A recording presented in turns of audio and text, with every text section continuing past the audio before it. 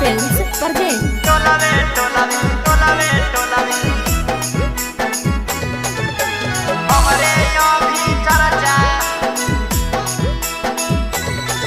अगे प्यार कैलियो शादी करबहु हो तो कतनो खर्चा।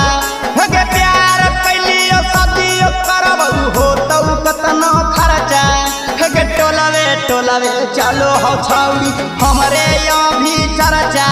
अगे टोलावे चलो हो छौड़ी हमरे नाम के चर्चा। अगे जेला से छुटाव छौड़ी भरबौ तोरो खोइछा। अगे जेला से छुटाव छौड़ी भरबौ तोरो खोइछा। अगे टोलावे चलो हो छौड़ी हमरे नाम के चर्चा।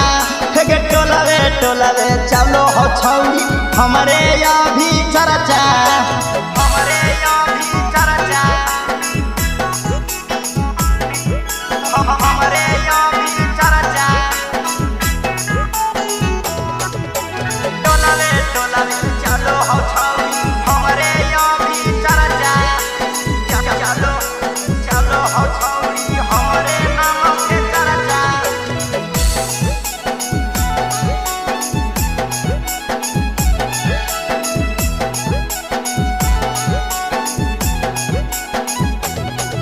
अगे तोरे हियौ तोरे रहबौ करे नहीं फिकिरिया।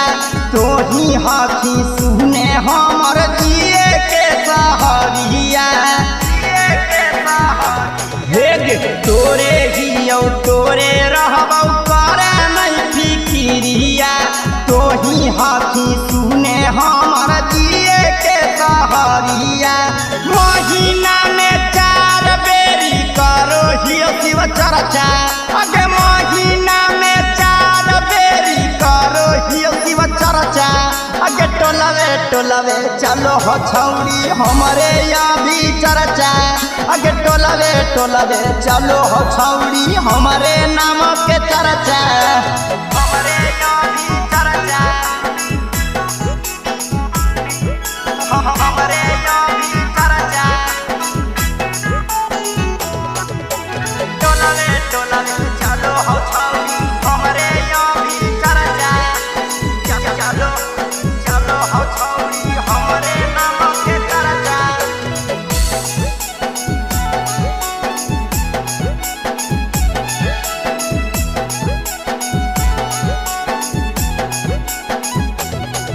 आगे सूरज सरवना के राशि में तो ही हाथी लिखल गे।